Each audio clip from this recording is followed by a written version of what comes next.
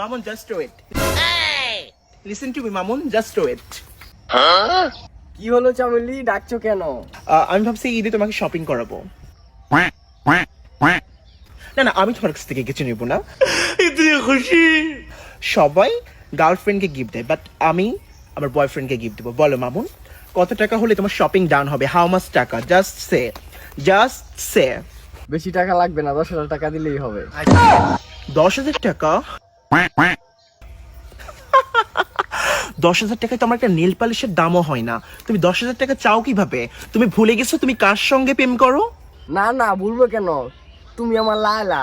খলিফা বংশের মেয়ে লাইলা খলিফার সঙ্গে, টিকটকের মালিক, বুজ খলিফার মালিক, ইউটিউবের মালিক, ফেসবুকের মালিক, তার কাছে তুমি মাত্র 10,000 টাকা চাও, তাও ফর ঈদের শপিং? ও মাই গড। ওকে, ঠিক আছে, থিঙ্ক করো, আর একবার বলো, থিঙ্ক করে বলো যে কত টাকা হলে শপিং হবে তোমার। না বেবি, আমাকে মাত্র 10,000 টাকা দিলেই হবে। 10,000 টাকায় কিভাবে হয়? How possible this time? What is this?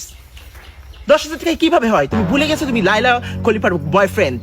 Mamun, তুমি এটা আসলে তুমি আমাকে অপমান করলে। আমি আসলে তোমাকে গিফট দিতে এসে অপমানিত হলাম। ও মাই গড। তোমার মনে রাখা উচিত ছিল এ যে কোনো সাধারণ মেয়ে নয়, এটা লাইলা খলিফা। না না, তুমি আমার বয়ফ্রেন্ড হওয়ার যোগ্যতা না।